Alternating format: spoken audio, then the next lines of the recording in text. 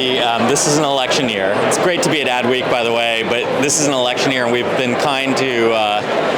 It's been kind of Adweek to invite us to present with some of our partners in DC, who are up for a few days, taking a break from the election cycle to talk about what they're doing with advertising to promote their candidates. This is a really important year.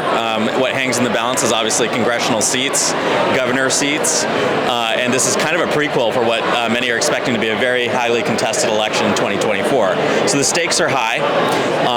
The election spend this year is as high or maybe even higher than 2020, which is an unreal thing to see a midterm election rivaling a presidential election in terms of election spend. That just gives you a sense for how important this election is.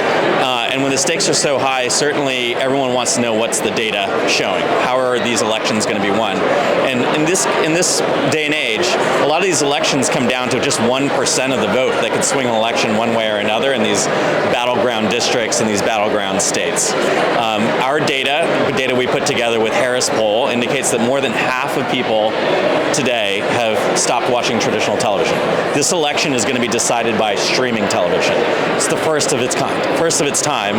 In this time, the first time it's going to happen where streaming is going to determine an election.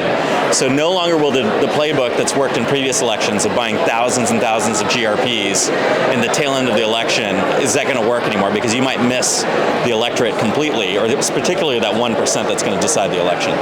So in speaking to the buy side, these specialty buy side agencies, what are some of the strategies? How are they using data? What's new? Samba TV is a data company, and so we get asked to help marketers achieve their goals, whether you're trying to sell cars, or you're trying to sell cell phone subscriptions, or you're trying to swing an election in favor of a candidate. We want to use data to help guide the media investment. And in this case, what we're seeing is that linear television alone is not going to work. So we put together strategies that help our clients deduplicate what they're doing with streaming and traditional television.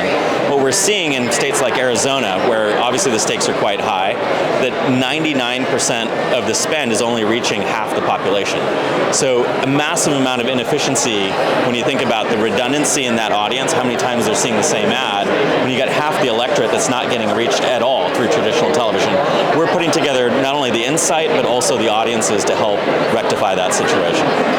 And finally, we talk a lot about performance and outcomes. I guess it depends who wins, but how do political investments, evaluate their investment? In an election cycle, you put it all in. The outcome is determined on election day. You assess what you've done, the data sets that you use, the insights that you used, and that becomes the truth for the next election cycle. And 2024 is a big one, and 2022 is the test for what's going to be working in 2024.